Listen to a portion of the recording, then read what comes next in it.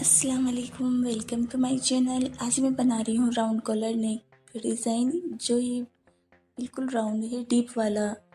इसको बनाने के लिए मैंने कमीज़ के दोनों पार्ट को ऊपर नीचे करके रख लिया है और इसकी जो विड्थ है वो मैंने 3 इंच रखी है और इसकी लेंथ मैंने यहाँ पर 4 इंच रखी है। अब इस तरह से एक बॉक्स बना लिया है।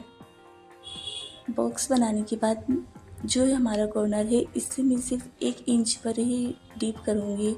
जो हम खड़ा वाला कॉलर बनाते हैं उसको थोड़ा सा ऊपर की तरफ करते हैं इस तरह से, पर ये थोड़ा सा डीप करना है। अब मैंने ऊपर वाले पार्ट को, जो हमारा फ्रंट वाला कमीज़ का पार्ट है, उसको कट कर लिया है और नीचे वाले पे 3 इंच विड्थ लेकर हाफ इंच मैंने डीप करा है। अब बैक पार्ट को भी इसी तरह से कट कर लेंगे निशान पर। दोनों पार्ट कट करने के बाद में जो हमारा फ्रंट वाला पार्ट है उसके सेंटर में हम एक लंबी सी लाइन सी ड्रॉ कर लेंगे। और जो नेक कट किया था ये अस्तर वाला है, तो अस्तर को भी अटैच कर लेंगे। अब मैंने यहाँ पर एक पेस्टिंग ली है जिसे कपड़े पर चिपका लिया है। इसकी लेंथ 12 इंच है और विड्थ इसकी 2 इंच रखी है। साइडों से इसकी कन्नी भी मोड़ ली है और बीच में एक लाइन बना ली है।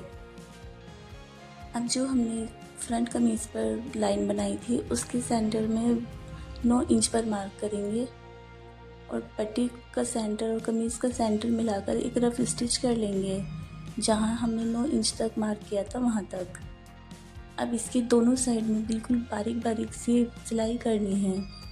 ये सिलाई ज़्यादा दूर तक नहीं लेनी है, बिल्कुल बारीक सी करनी है एक साथ मिलाकर।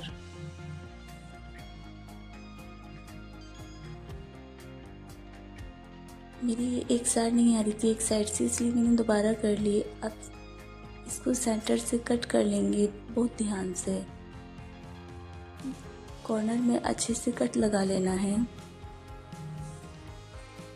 अब इसको अंदर की साइड फोल्ड कर देंगे और जो हमारा ये फैब्रिक है, सिलाई का जो मार्जिन आ रहा था, इसे गोल्डन वाले पट्टी में अंदर की तरफ करेंगे और फिर इसको एक पाइपिंग की तरह सिल लेंगे। इसे सिलने से पाइपिंग अलग से लगाने की ज़रूरत नहीं होती है, इससे इसकी पाइपिंग बन जाती है। ऐसे दूसरी साइड में भी गोल्डन वाली पाइपिंग दे देंगे।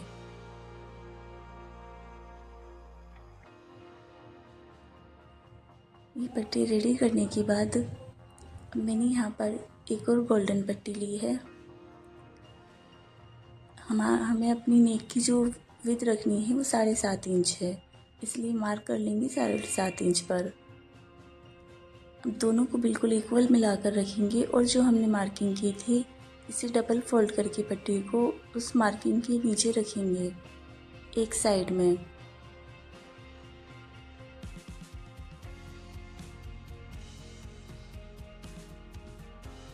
एक साइड पट्टी रखने के बाद में इसको अच्छी तरह से सिल लेंगे।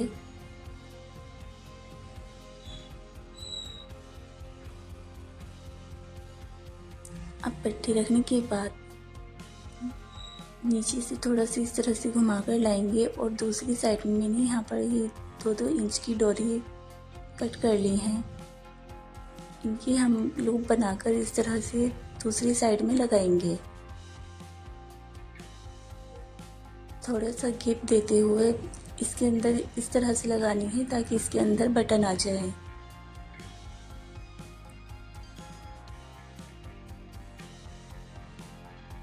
पूरी पट्टी में ऐसे ही लूप बनाकर हमें डोरियों को अटैच कर लेना है।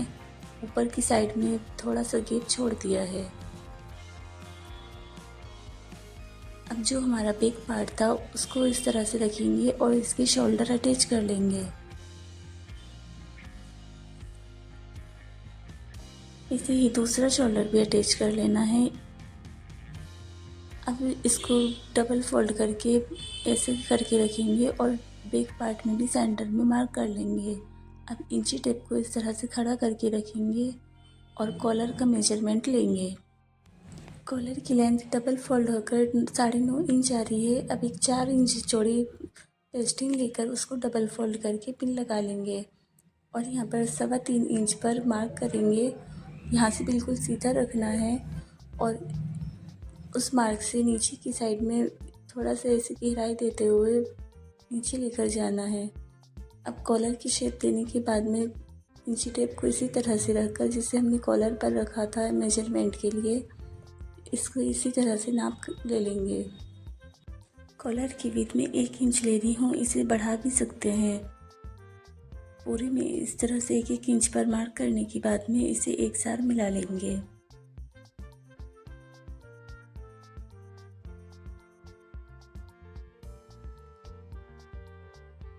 अब जो हमने मार्किंग की थी उसको कट करना है। पिन को हम कॉलर पर अटैच कर लेंगे ताकि कॉलर इधर उधर नहीं हिले। ये पेस्टिंग बहुत ज़्यादा फिसल जाती है तो कॉलर की शेप ख़राब हो जाएगी। कॉलर इस तरह से कट करने के बाद में एक बार और मेजरमेंट करेंगे। 9.5 इंच पर हमें इसे मार्क करना है। अब इस तरह से कट करके ऊपर की साइड में थोड़ी सी गोलाई दे देंगे और नीचे से हमें नोक को थोड़ा सा कट करना है ऊपर की साइड में, ज़्यादा नहीं, हल्की सी गहराई देते हुए। ये हमारा राउंड कॉलर रेडी हो गया है। अब इसको मैंने फैब्रिक पर प्रेस से चिपका लिया है और थोड़ी सी कन्नी छोड़ते हुए इसको रफ स्टिच कर लिया है। एक और फैब्रिक लिया है, उसको सीधा करके कॉलर को इस तरह से उल्टा करके जो हमारा ऊपर वाला पार्ट था उस पर सिलाई करनी है। सिलाई पेस्टिंग पर नहीं करनी है, बस उसके बराबर ही करनी है। अब बिल्कुल थोड़ा थोड़ा सा मार्जिन छोड़ते हुए कट करना है। अब इन पर हम थोड़े छोटे छोटे से कट लगा लेंगे, इसको फोल्ड करने में आसानी हो जाएगी।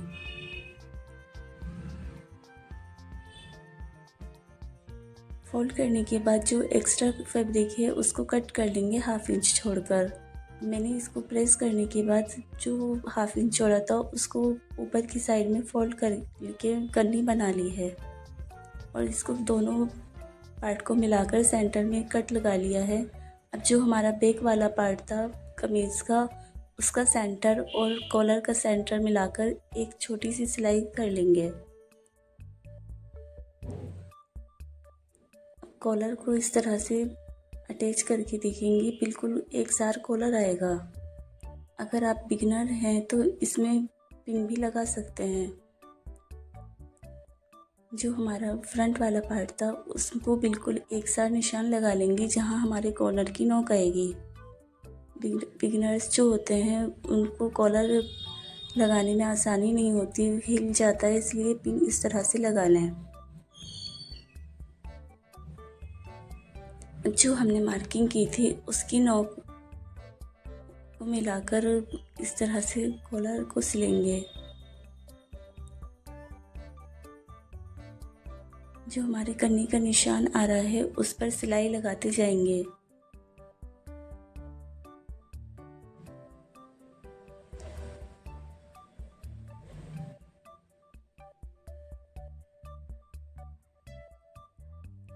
अभी सेंटर भी आ गया है, जहाँ पर हमने सिलाई कर ली थी छोटी सी, बिल्कुल वहीं पर ही आकर रुका है। आप दूसरी साइड में भी पिन लगा सकते हैं।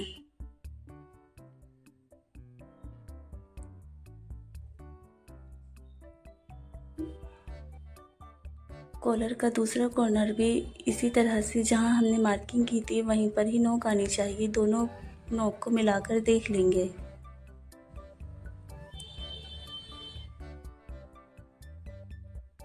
अब कॉलर को आगे की साइड में फोल्ड करेंगे। पहले यहाँ पर हम जो हमारा एक्स्ट्रा नोक में फैब्रिक आ रहा था उसको कट कर लेंगे, नहीं तो ये बहुत मोटा मोटा हो जाता है। और इसकी गोलाई में थोड़े से कट लगा लेंगे।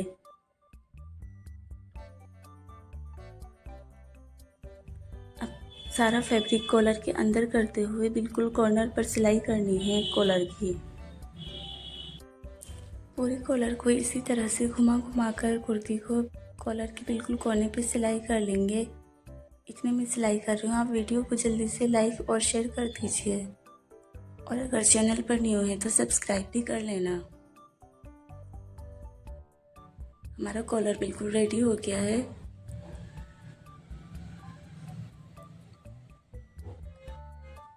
मैं यहाँ पर बटन अटैच कर दूँगी। मैंने यहाँ गोल्डन कलर के बटन लिए हैं। आपको ये कलर कैसा लग रहा है प्लीज़ कमेंट करके ज़रूर बताना। Thank you for watching. अल्लाह हाफिज़।